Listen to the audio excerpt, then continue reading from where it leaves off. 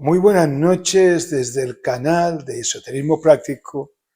Digo de noche porque esta hora de emisión en directo es de noche, pero para aquellos que lo vayan a ver en diferido, pues saludos desde el canal de Esoterismo Práctico. Una vez más nos encontramos para hablar sobre alguna particularidad del mundo esotérico.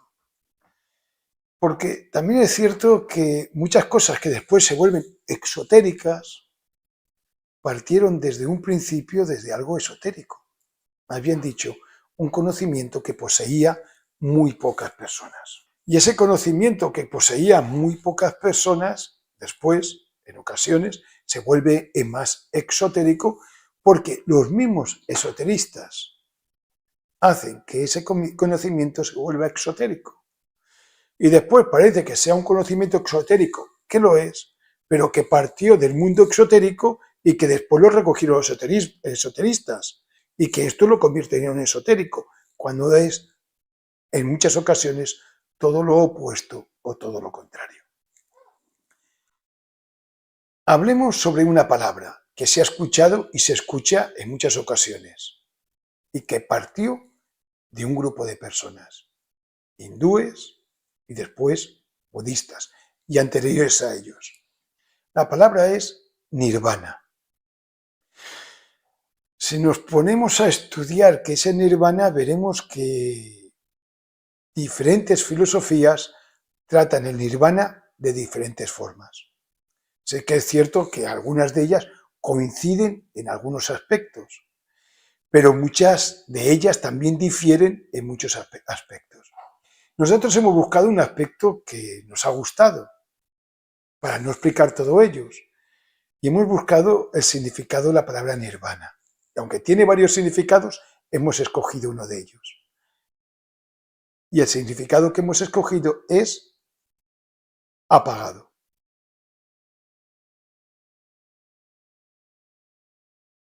Nirvana significa apagado. Si comprendemos nirvana como un lugar, sería un lugar en que está apagado. O que hay fuerzas en que otros sitios están encendidas, pero que en ese lugar se encuentran apagadas. Si entendemos el nirvana como un estado de conciencia, podríamos decir que una persona que está en un estado nirvánico, le podemos decir que está apagada y no encendida. Claro, yo creo que en nuestra sociedad, ante escoger la palabra apagado o encendido, tal y como resulta las características activas de nuestra sociedad, todo el mundo escogería más la palabra encendido que apagado. Fíjate, esta persona está encendida místicamente, está encendida intelectualmente, etc. Yo creo que sería una palabra que nos gustaría que hablara sobre nosotros. Pues bien, nirvana es todo lo opuesto. Esta persona está apagada. Hombre, pues parece que esté mal. ¿Y cómo está apagada? Espiritualmente. Uy, eso es peor todavía. O va a un lugar, se dirige hacia un lugar que está apagado. Hombre, no, es mejor un lugar que esté encendido. Y en esa controversia de muchas veces como vemos nuestro mundo o vemos hacia dónde vamos, la palabra nirvana por eso nos entusiasma tanto a nosotros. Apagado. O uno apagado, o el estado en donde se encuentra, estado de conciencia, o un estado o un lugar, es un lugar apagado. ¿Qué quiere decir cuando está apagado? Y aquí habría muchas respuestas y muchas maneras de explicarlo. Nosotros lo explicamos de nuestra manera. Apagado es, en esta ocasión, apagado dentro del mundo de nirvana, o bien por el estado nirvánico, o bien por el lugar que uno ha alcanzado y que se encuentra espiritualmente en ese lugar, es que la rueda del eterno retorno de todas las cosas está apagada, está quieta, ha dejado de funcionar.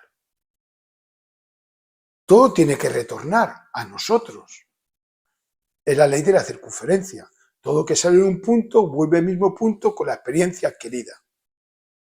Pues imaginaos que esa rueda que nos trae tantas experiencias está parada, o permitidme la palabra, está nirvánica, está apagada. Por lo tanto, el mundo recurrente deja de existir en nuestra vida. Eso es algo muy difícil de llegar o incluso yo pienso que es complejo en comprender. Porque si hay algo que nosotros llamamos vida, es que la rueda o la ley de la circunferencia está encendida.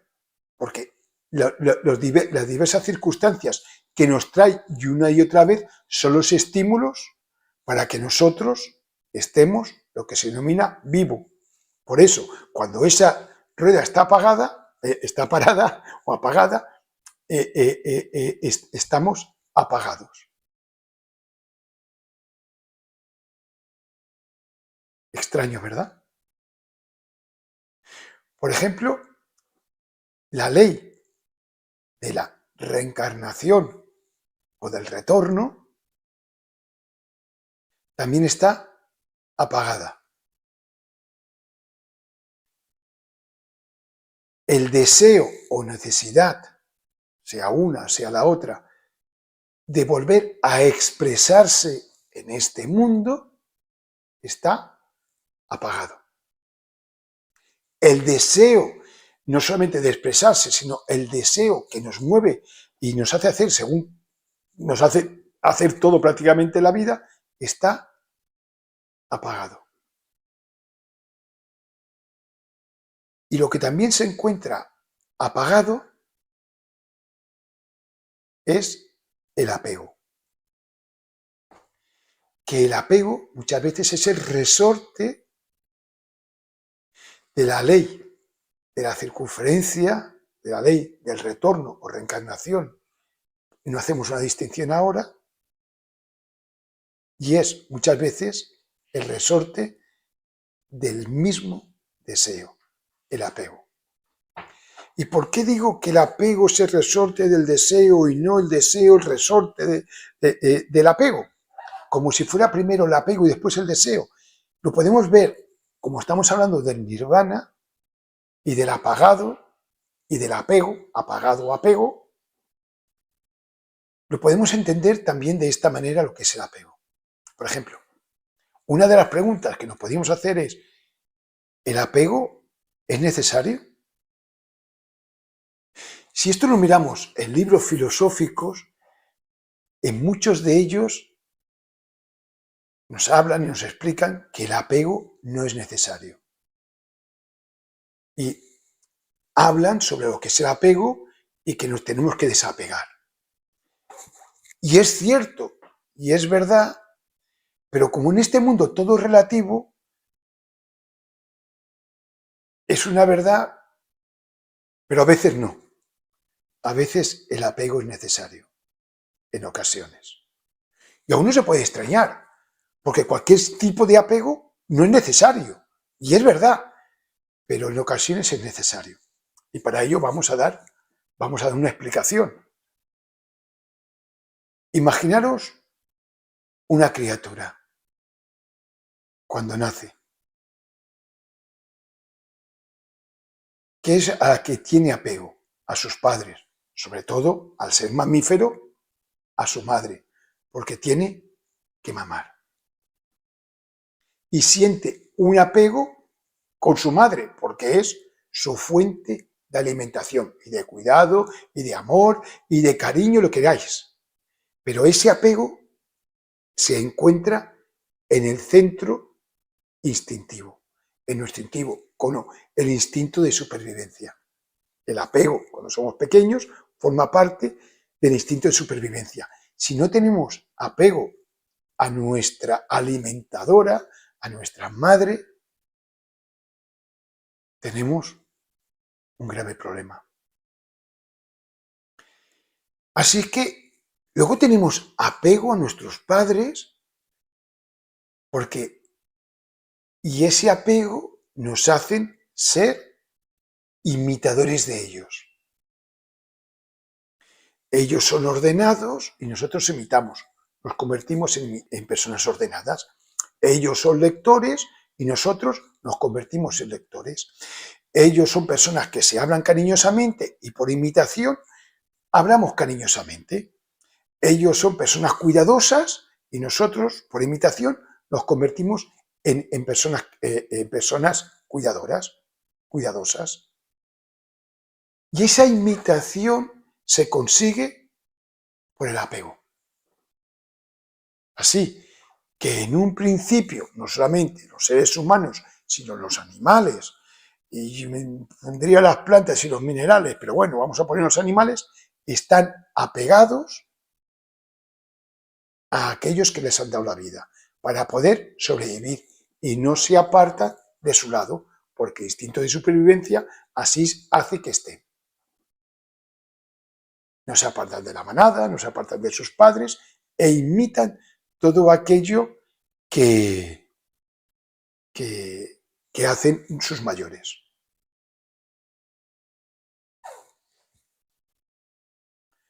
Así pues, el apego en un principio es necesario. Pero bueno, vamos creciendo. Con el tiempo vamos creciendo. Y ese apego, si lo llevamos más allá de un momento de crecimiento, tanto anímico como físico, ese apego se convierte en un obstáculo. Porque ese apego no nos permite tener algo que se llama autoconfianza. ¿Y la autoconfianza qué es lo que dice? La autoconfianza dice, experimenta. Experimenta por ti mismo. Entonces, bueno, el consejo de mi padre era hacer esto. Pero hay algo, una rebeldía, que lo trae cierta edad de juventud, que dice, pero vamos a probarlo, porque a lo mejor se equivoca. Y lo pruebas, y supongamos que el padre había acertado en aquel consejo. Y tú lo vives y te equivocas, erras. ¿Pero eso es malo para uno? No. Porque entonces crece la autoconfianza en uno. Has experimentado. Y ahora ya, no solo que tienes apego a tu padre, imitas a tu padre, sino que tienes confianza en él. Porque has experimentado por ti mismo. Y en esa confianza empiezan a hacer un amor de adulto a adulto por su experiencia. Y así en sucesivas cosas en la vida, uno va experimentando y a veces acierta. Dice, pues mira, estaba equivocado en esto. Pues bueno, experiencia nueva que coges y esa misma experiencia pues te ayuda a seguir creciendo.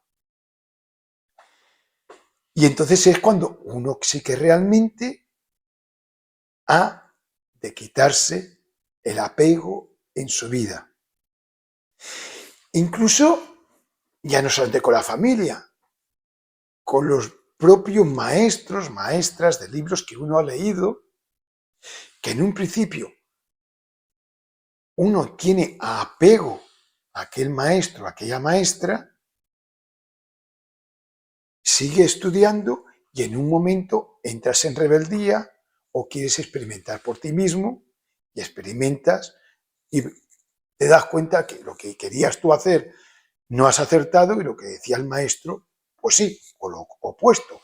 Pero sea como sea, te has desapegado. Cuando te das cuenta que el maestro o aquella maestra tenía razón, sientes un cariño diferente hacia él.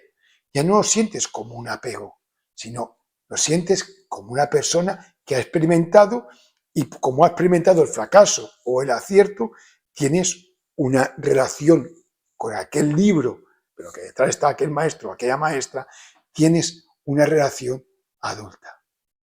Estás teniendo cada vez más autoconfianza en ti mismo. Y la autoconfianza va a ser la base de tu crecimiento espiritual. La autoconfianza y la valoración a todos los conocimientos que te han entregado y te han dado en todos los niveles de lo que es la vida. Así que el apego ha de ser eliminado.